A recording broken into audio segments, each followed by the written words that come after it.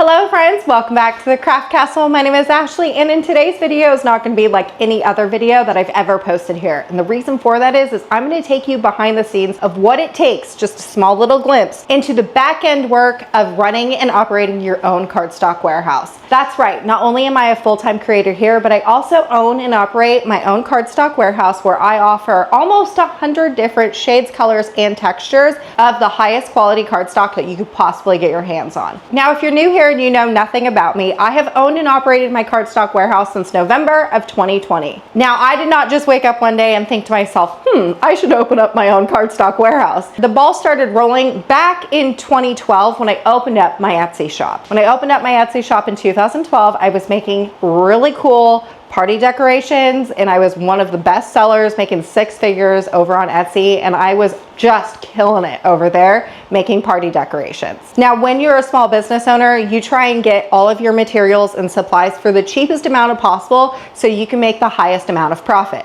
I sourced a wholesale company that was the only one that was based inside the United States, and I started purchasing all of my cardstock from them. I had been purchasing from this wholesale company for years, and then unfortunately in March of 2020, they went out of business. Now let's pause here, because did you hear me say that it was the only wholesale company based in the United States? So what that meant for my small business is that I was either going to have to raise my prices in order to keep my profit margins the way I needed to, or I was going to sacrifice that because I was being forced to buying at craft store retail pricing. And holy cow, is that way more expensive than what I was buying at wholesale pricing. So when my wholesale company announced that they were closing, I looked at my husband and I said, here are the facts. This is what's happening. This is what's going to happen. And unfortunately, I just don't think that this is going to be the best move for my company. My husband therefore looked at me and said, if they're going out of business, why don't you just start your own? And I looked at him and said, what? Me be a wholesale company? And then he said, lady, you have built a six-figure business. You can do it again. Just do your research, find out where they were manufacturing their cardstock, and I bet that you can do it on your own. That's all I needed. I only needed one person to just tell me, you got this. So I hit the ground running. So between March and November, I did a whole lot of back-end research on what cardstocks to buy, where to order from. A lot of samples came in, a lot of manufacturers that I was coming back and forth with, pricing, negotiations, all this stuff. Now, after months and months of research and samples being sent to me, I finally landed on the manufacturer that I still use today. I purchased two colors for my very first order in August, thinking that I would be able to start selling in October, before Halloween. Unfortunately, what ended up happening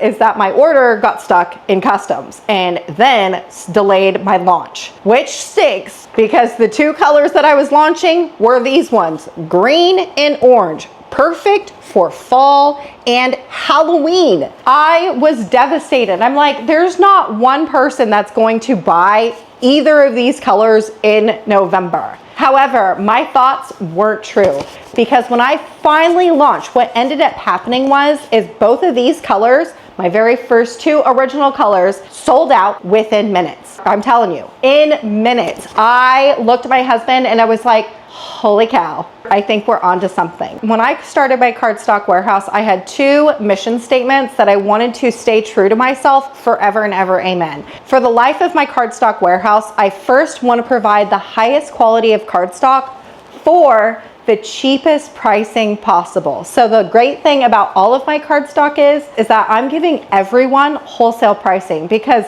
golly, the pricing over at the craft stores are absolutely outrageous. These two colors right here, my orange and green, were my first two colors, and I think the reason why everyone just swooped them up, obviously the pricing is good, is that the fact that my cardstock, my glitter cardstock, is zero shedding. Zero. Nobody else has that. Just zero shedding amazingness, and oh my goodness. So after we did the first two colors, launched and then sold out, I placed the largest order that I could possibly place, and I launched like 8 colors or 9 colors. I don't even know. It's been so long. It's been 4 years. But oh my goodness, the journey has been crazy. Now, before we get into the back end of what I'm doing today, I just want to remind you that if you are trying to build your business, I am talking about a brand new business that I had 1,200 followers at. However, remember what I had said earlier. I started my small business journey in 2012 running and operating my Etsy shop. In my Etsy shop, I was making 6 figures every single year. And I did all of that without any social media. So I just want you to know that if you have the itch to become a small business owner, don't be discouraged about a saturated market, not having enough followers on social media, not knowing what everyone else knows. There is going to be a market for you. You just have to show up every single day in your businesses and it will be fruitful. I promise, I promise, I promise, I promise. There is always work to be done in any small business, which is why we're here today, because there's work that I need to get done today. And that is, it's going to take me a long time to accomplish, but I am going to start today, because if I do work today, it will be fruitful tomorrow. So what I'm doing today is I am going to pull every single one of my cardstocks, every single color, shade, specialty, glitter, plain, everything. I'm gonna pull it all. Almost 100 different colors. And I am going to photograph and I'm going to take videos of them. I'm also going to cut every single sheet out in a gatefold invitation and a rolled flower, and I'm gonna roll them. And then I am going to photograph and video every single piece that I cut out. Why? Because I need to put them on my website. Now, obviously, I would suggest that you just do this at the very beginning with your first couple items in your shop and not wait until you have almost 100 to do it all. But, you know, there's always work to be done in your business. Now, the one piece of advice that I want you to take from this is never stop working in your business. If you feel like the boulder in your business is rolling down the hill and the momentum is good, don't stop working at it, because what happens is when you stop working, that boulder is eventually going to get to the bottom of the hill and stop. So which brings me to why I am doing all of this work, because you're probably like, what in the world are you doing and why? So I have a lot of entrepreneur friends, one of which is my friend Evan, who owns the company called Scorch Marker. If you've never heard of Scorch Marker, it's really cool. It's just a pen that you can use to engrave on wood without ever using a laser cutter. He also owns the company Maker's Magic, which is frankly the best of the best Mod Podge glue, decoupage glue out there. It is seriously the best and I absolutely love it. Well, I was talking to him one day and he said, hey, can I give you a little critique about your website? And I was like, yeah, I'm all game. Evan is making millions of dollars in sales, and Ashley Falco is definitely not even close to a million. So if somebody that is doing millions of dollars in e-commerce sales is going to give me advice, I'm gonna take it and not get offended. He said, Ashley Falco, you need to take videos and you need to take photos of your product in use. And I said, do you think that that's gonna help? And he said, yeah, but even if it doesn't, why not try? So I said, all right, Evan, I got some work to do. So now we're here today. I'm gonna take you on that journey. We're gonna pull some paper. We are gonna cut some paper. We are gonna videograph some paper. We're gonna photograph some paper. Eventually, I'm gonna be able to get to my computer and update my website to where I am proud to go back to Evan and say, hey, look, thanks for your advice. This is what I've done. Hopefully it works. I'm sure it will. No, I just don't think that my friend Evan would ever steer me wrong. I mean, if I go and look at his website, which I have, his website is pulled up on my computer. I am looking at his website. I'm like, this is what I need to do for mine. So I'm gonna do it and I'm gonna test it out and I'm gonna try it. If it doesn't work, then we'll just revisit it and do something else. But I'm pretty sure that somebody who has millions of dollars in e-commerce sales wouldn't steer me wrong. Know what I mean? Especially when his website looks like it's doing really good. All right, I'm done chit-chatting. I hope that you enjoy a little behind the scenes of what we're about ready to show you, because small business ownership is just a lot more than just selling a good product. There is a lot more back end to that, and I want you to just have a little bit of insight of what it takes to run your own small business. Let's go.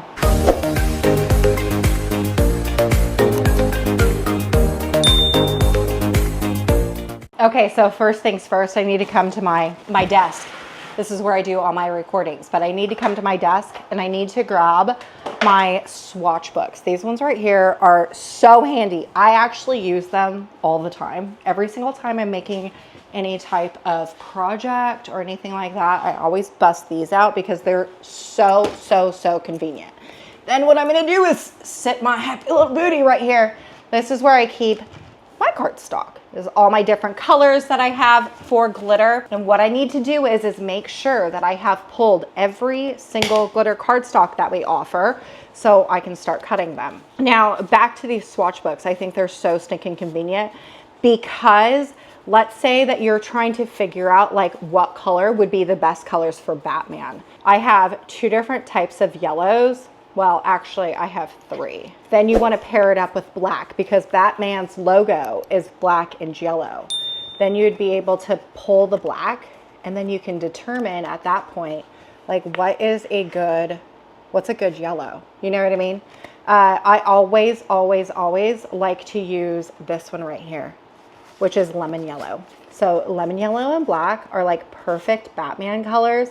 Then you would just pull from here what colors that you are going to use. It's a lot easier. I mean, my sheets are 12 by 12. This right here is New White and this New White glitter cardstock. And like having to pull out a huge sheet is kind of a lot of work versus having something this handy.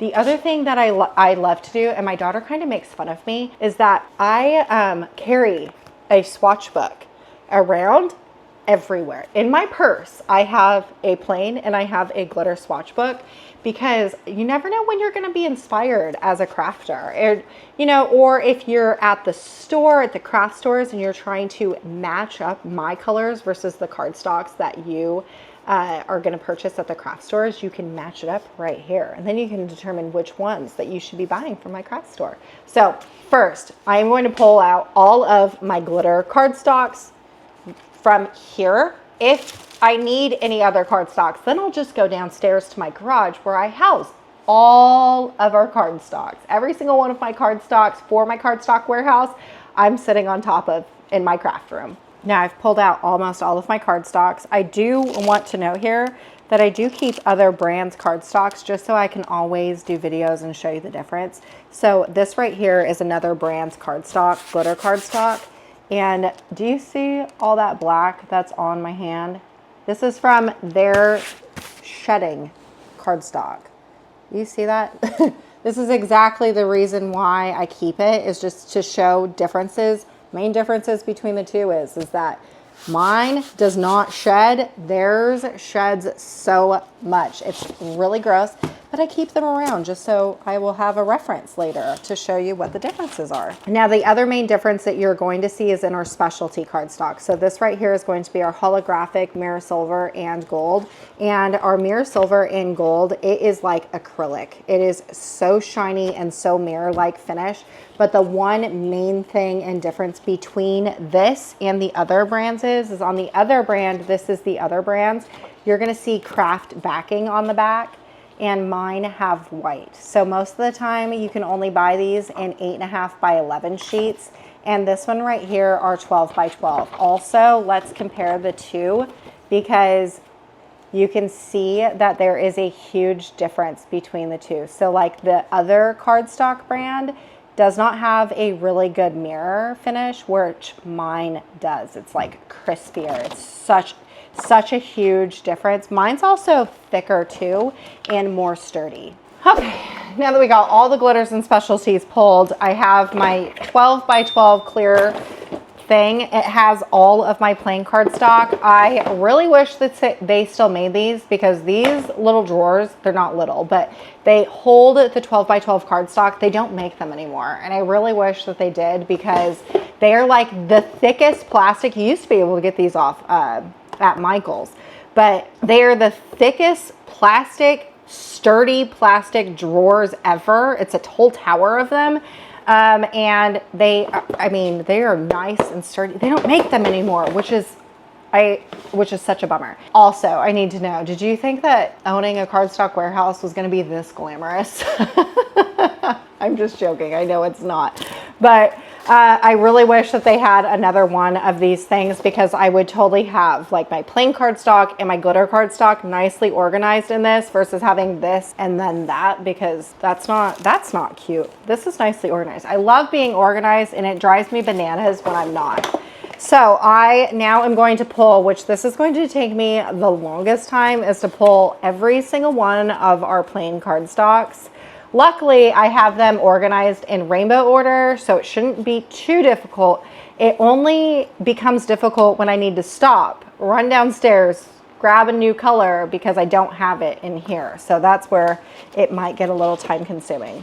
And you know, as I was doing this, as I was pulling the glitter cardstock, I thought to myself, I should have pulled 2 of each color, because then I can photograph and cut the other set. So I'm gonna go ahead and do that for plain cardstock and then go backwards and do it for the glitter and specialty. I really wish I would have done that to begin with, but I didn't. All right, got all of the papers pulled. So we have specialty and glitter right here, and then plain right here. I have 2 stacks, one to cut and one to photograph. Holy cow, I got a lot of work ahead of me. One thing that I did do that I was very mindful of is that I stacked these, both stacks, all in the same color order. So when I record all the content of cutting and gluing and so forth, and then also, you know, just the plain papers,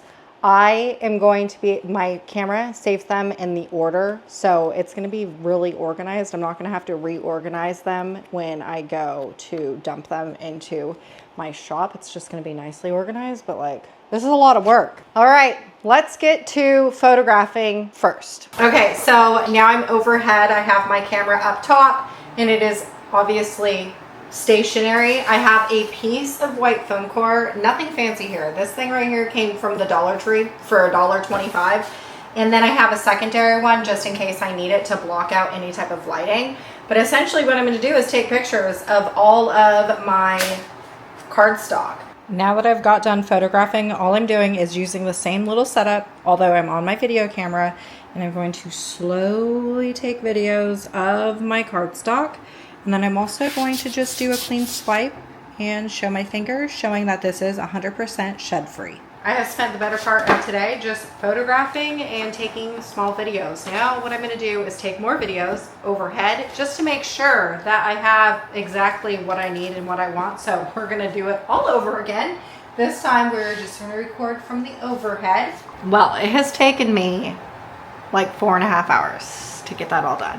That's insane, but that's okay because it will all be worth it in the end. So this is end of day 1, and end of day 1, all I did was, and I feel like I'm gonna say all, and it will seem like all, but it actually is a lot. All I did was, is I pulled all the cardstock twice, which I don't even know why I did at this point, because now I'm going to cut it all, but that's besides the point. So I pulled them all the cardstock twice.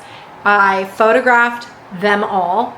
I videoed them twice, and now I'm going on to day 2. I'm gonna call it quits for today, come back on day 2, and we are gonna cut everything. Okay, so now we've gotten to the part where I have to cut every single one of these pieces of cardstock in a gatefold and also a rolled flower. So this is going to be a really long process, but the one thing that I want you to remember is that everything that I have is in color order for my swatch books. So I'm going to cut these out, record them in order from this, just so it's easier to navigate all the files on my computer when I go to edit all the pictures and videos. Now that I have everything cut out, what I need to do now is photograph and video all of my cutouts. The same process that we did with the uncut cardstock, I'm doing it with this one. And now we've reached the fun part where I get to just sit around and do a whole bunch of computer work. This is where I'm pretty sure most people think that I'm just playing around on my computer and doing absolutely nothing, but it's really important. So what I'm going to do is just dump my entire memory cards that I have for both my video camera and my still camera. And then I'm going to edit the pictures, choose the most favorite ones that I have. Then what I'm going to do is upload them into Canva so I can add some text overlays to them. Then when I'm done doing that, then I'll be able to save them onto my hard drive. Now we're in the home stretch, and the final thing that I have to do is take every single edited video and photo that I've taken over the matter of 7 days and upload them into my website and save them. So now my website is going to look absolutely amazing. Holy cow, that was so much more work than I thought it was going to be, but the end result and everything that I have for my cardstock warehouse looks absolutely gorgeous. Now here's the deal. I didn't just post this video and do like a little vlog just so I could be like, oh, look at everything that I'm doing in my shop. No, that is the exact opposite. Actually, what I wanted to do is inspire you. If you have your own Etsy shop or your Shopify, or if you're just selling online period on your own standalone website, whatever the case may be, I want to inspire you to keep working in your shops. When you sell online, online is a very fast-paced market. So you always want to be improving your websites or your Etsy shop. If you're not improving, what's going to happen is you're going to be stagnant while the rest of the world just moves on forward. So instead, what we need to be doing as small business owners is continuously improving all of our products and even our website. There is so much more work that goes into being a small business owner than just selling things. So I want you, if you are also a small business owner, to just remember you're not alone here. Most of the things that you see online are just everything that happened in the behind the scenes. No one's showing the behind the scenes stuff, right? So if you're a small business owner, no, even me, has to do the long, grueling work that no one actually ever sees, but it will be beneficial in the end. So that's all I'm trying to do here, is just to inspire you to keep putting in the work for your own shop, because it will end up being fruitful in the end. All right, y'all, I sure hope that I inspired you to create, and I'll see you later.